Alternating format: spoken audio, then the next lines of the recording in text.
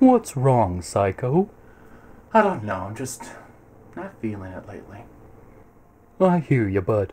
I get ya. You know what I do when I get that way? What? Don't worry about it, 'kay, bud? I guess. Come on, let's sing a song. Oh, don't say there's nothing to do in the doldrums. You know what? I'm just putting off the inevitable. I can't stay on this couch forever. You could try. Hey, knock, knock. Come on, knock, knock. Okay, who's there? Interrupting Sloth. Interrupting Sloth who?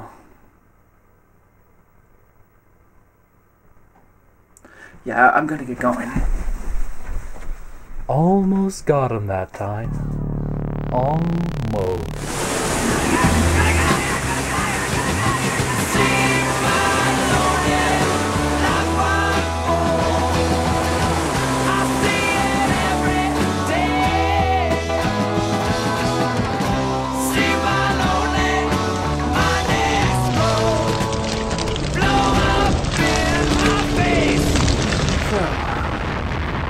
Death to Smoochy, one of the best dark comedy satires ever written about the children's entertainment industry.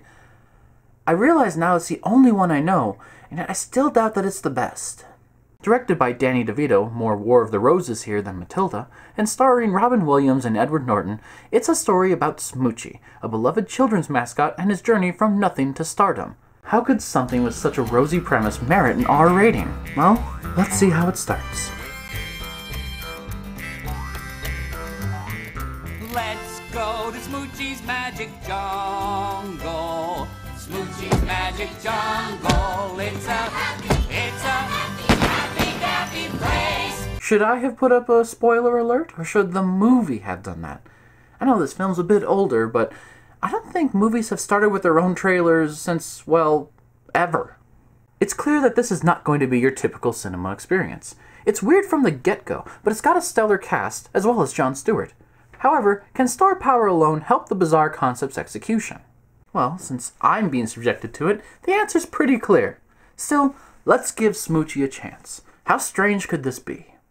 Meet our star, Rainbow Randolph? Featuring Angelo Pike and the Crinkle Kids! Friends come in all sizes. No offense to Robin, but Randolph's a bit of a cardboard cutout. Thank you. This is the character who starred in the premium time slot before Smoochy, and he has all the products to peddle. Wait a minute, back up! Wow!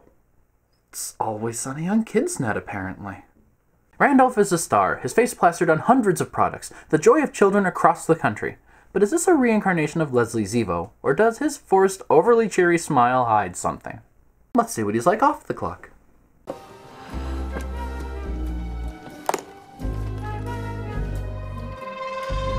So you'll make sure my boy dances up front, right? Gets to sit in the chair? Yeah.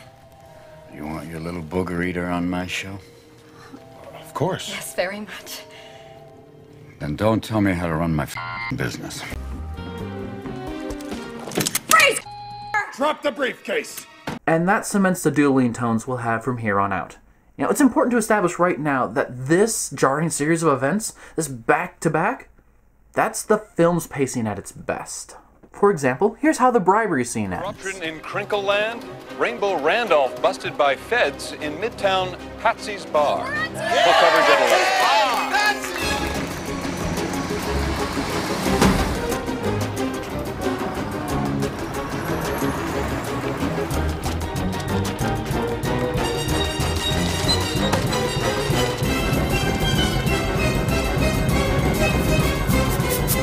Short, sweet storytelling at its best. The energy is great, the pace is moving along at a good clip, nothing can slow us down. I can't wait to meet our titular character. Wow, wow, wow, wow. Wow, wow, wow, wow.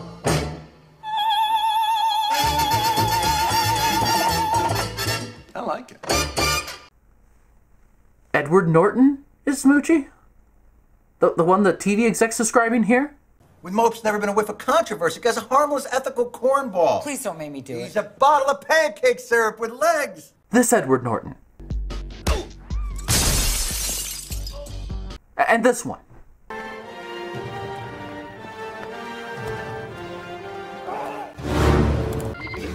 with the wrong bull. I'll be shocked if I buy him in this role.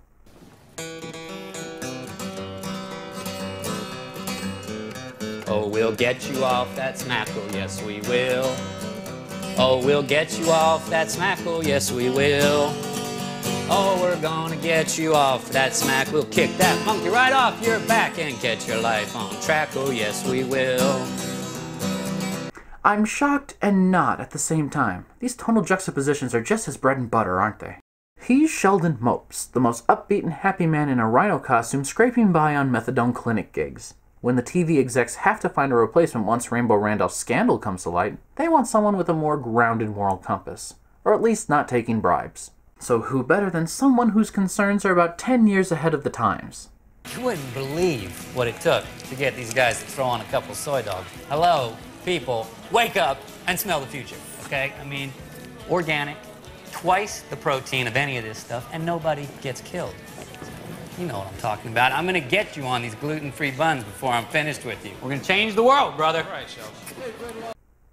I'm all for healthy eating, but that black goop, why? Sheldon gets the mega TV makeover and shoots to the top of the daytime charts, all by being himself and not giving into the temptations that his predecessor did. You know, that's almost too good to be true. How does Sheldon keep such a cool head, even as events escalate to absurdity later on? Ricketts the hippo? You remember Ricketts? When I was a kid, Ricketts was the one face I could trust. He was the inspiration for me to work in children's television. Me too! No! Yeah, I got ordered to take this anger management class in college, and we had to name a Whoa, person whoa, who back up. represented...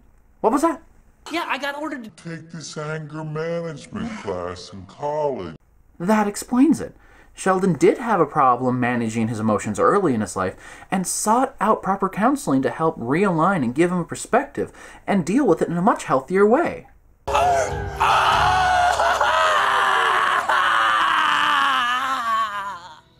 Well, mostly healthy. Despite his past and mental baggage, Smoochy thrives in his role as the morally wholesome figure for children to listen to and emulate, even in his most bizarre moments. So, while Smoochy's rising to stardom, what's Randolph up to? They're beautiful. You're going to learn about shame, my dear Smoochy, and I'm your professor. Doing what sane people do. I see. Obsession with his loss has consumed Randolph, and he's made Smoochy into the face responsible for his misery. I mean, he gets filled with rage to an uncomfortable degree. You better grow eyes in the back of your head, you horned piece of shit, because I'm not gonna sleep until worms are crawling up your foam rubber ass. I'm going on safari, mother... Safari! But Smoochy's not an elephant, he's a rhino. You know, much more of a than an elephant trunk. But I guess it is hard to tell with his face poking through that costume. Hang on a second. All the kids' mascots in this film have fully exposed faces. It's honestly kind of weird. It's a device that may have been used to give the actors more ability to emote during scenes like this. Questionable example, but this also serves the purpose of showing the audience at every moment that behind these characters, there are real people, sometimes damaged and messed up individuals, that make up the entertainment that children enjoy. Of course, it could also be to humanize Smoochy and Randolph to make them less creepy. Because let's face it, anthropomorphic animals without a human face are just menacing. Maybe it's my time playing Five Nights at Freddy's influencing this, but I distrust a fuzzy, friendly face. I'm normal, right? Anyway, Randolph took a look at the man in the mirror and said, "Sheldon Mopes is why your life sucks. You're perfect. He screwed you." Seriously, he spends the rest of the movie crashing hard, burning bridges with everyone. Than ever, thanks to his recent exoneration. Several movie despise studios are offering you. big bucks to bring this Smoochy story to the screen. Yeah, that's pretty low. Die! Die, you stuffed son of flunk! You illegitimate Teletubby! What a waste of a perfectly good picture-in-picture. He's exhibiting destructive conflict perfectly, one type specifically outlined by Ruth Abigail and Dudley Kahn in their 2011 text, Managing Conflict Through Communication. Hello, Purple, my old friend. It's been too long. According to their text, this falls under competitive escalation, in particular, the aggressor-defender model. One party, in this case Randolph, takes increasingly dramatic and damaging actions against the other, a purple rhino. He views quite irrationally that Sheldon Mopes is his direct competition, and focuses only on the goal of removing the Rhino from his old time slot. Then he truly believes that everything will go back to normal. When he does do something to cause Sheldon a setback, this is how he celebrates.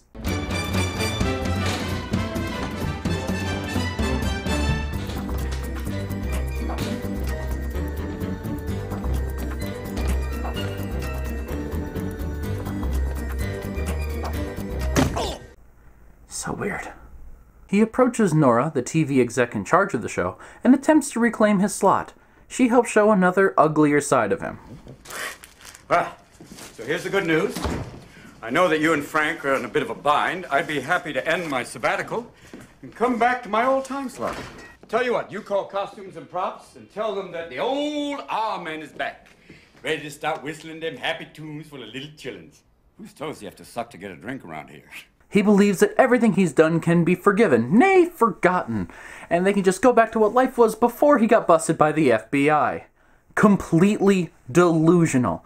He's denying the fact that there's been a fundamental change to his character, and Nora is quick to remind him about his shortcomings. You got 3 seconds to pry your ass off my couch and get out. Oh, Missy! Just in case you forgot, you're a criminal and a scumbag.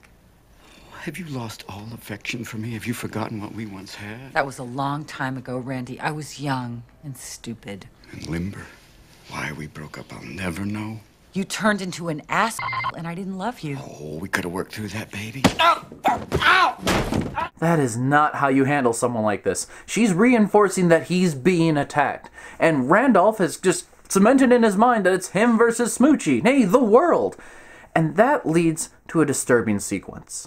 This is a story about a venomous rhino and his aggressive campaign to slander, vilify, defame, denigrate, and villainize my good name. But the one thing he can't do is take away my life.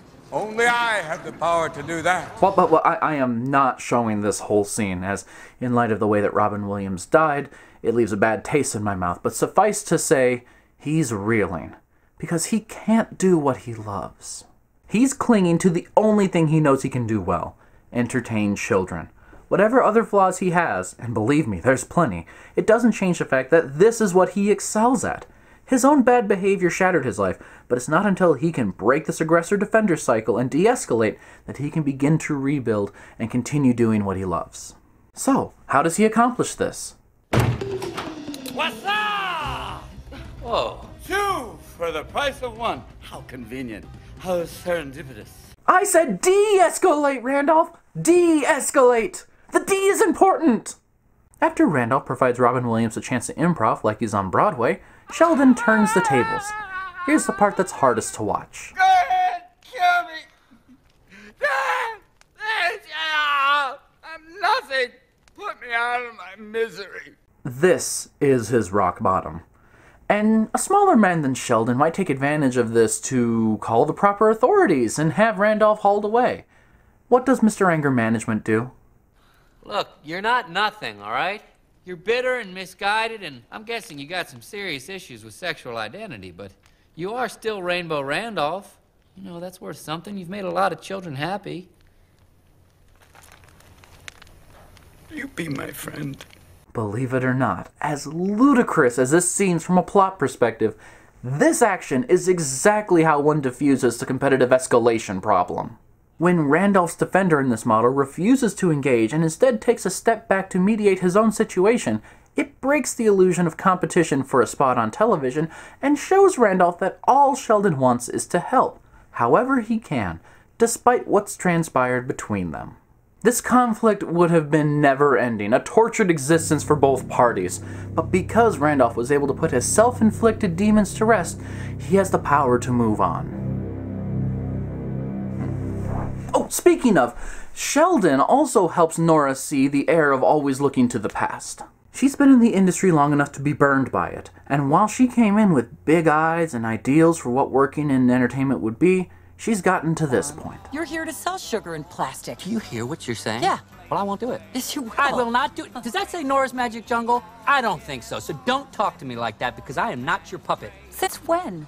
Now get your spongy pink ass out there and dance for the cameras. she sounds like all the aspects of the industry she didn't join up for. Product pushing, empty concepts, sleazy guys in costumes. It's just run-of-the-mill for her now. Nora's journey started with her own love of television mascots and what they meant to her. She at some point became burned by the people and practices, which left her jaded. It's a classic case of ideal versus reality. See, she now believes that anyone who wants to be in Sheldon's spot is just going to use it for their own personal gains, and she's reflecting this opinion back onto anyone who would try to assume the role. That is only broken by moments like this. You know, this is a kid show.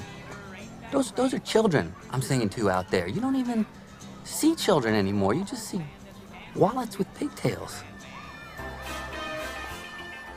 And that highlights the best part of this film. It showcases the ideal versus reality arguments in human form. Rainbow Randolph shows the reality of how flawed adults can be behind the scenes of generating children's content, and only fails when he gets too greedy. Smoochy is the wholesome ball of gluten-free, naturally sweetened bread dough he advertises, and reality constantly attempts to derail his morals and practices.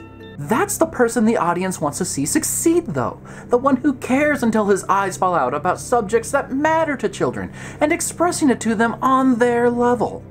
This movie successfully bundles characters that embody both the people that do and the people we wish would entertain our kids, as well as gives us a bridge to take the audience from seeing Sheldon as an eccentric to an acceptable face for people to embrace. You know, from everything that I'd heard about Death to Smoochy, I was sure I'd be in for a terrifying time. But there's a lot of good buried here, and all I had to endure was... Just give in, bud. Just give in. Just let go, bud. Just release. You want a piece of this?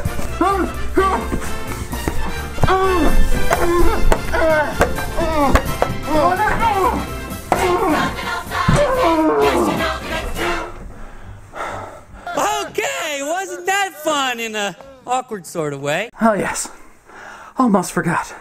This lesson comes with an insane amount of violence. Like, multiple mob hits should not be a part of anything revolving around a children's show, let alone from two competing mobs. Only Smoochy offers this. The corruption inherent could have just been shown as the TV's execs skimming profits off the top, but no, there's two separate criminal organizations that are integral to not only Smoochy's plot, but his ultimate success. For all his good intentions, his message is undercut severely by moments like this. Green and his friends are gonna get a first-class ride through the criminal justice system. It's all taken care of, Shell. How do you mean? A man's got to answer for his indiscretions. It was a mistake.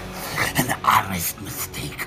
I was just trying to help the children. Oh, you like kids, huh? Oh, yes, of course. Oh, I bet you know some fairy tales then. Hey, Danny, tell him the one about the worthless prick that gets his head chopped off with an axe.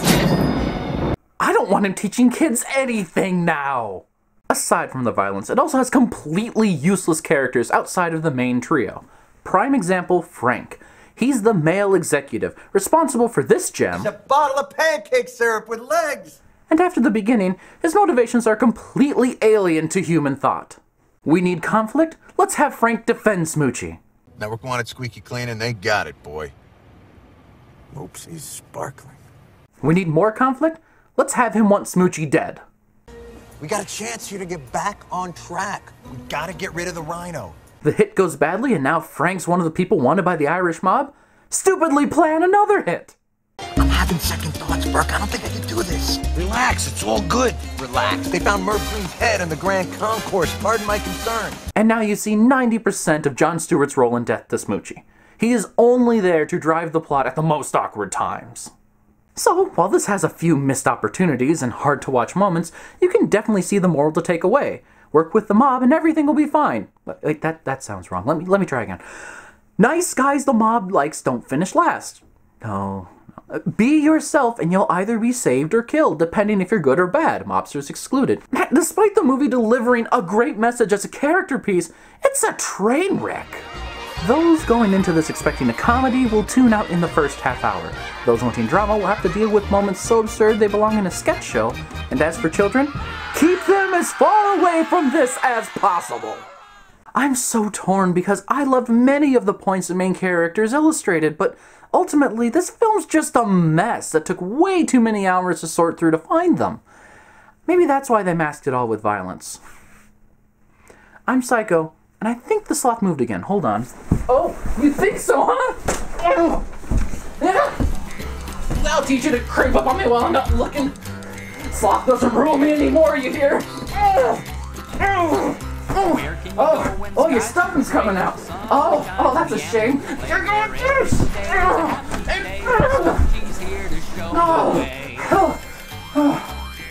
Oh, that's cathartic. I have a helper today. Stark, show them your special talent. Go for it. Yeah, that's what I thought. You'll get that balloon someday. Drag it down. Go!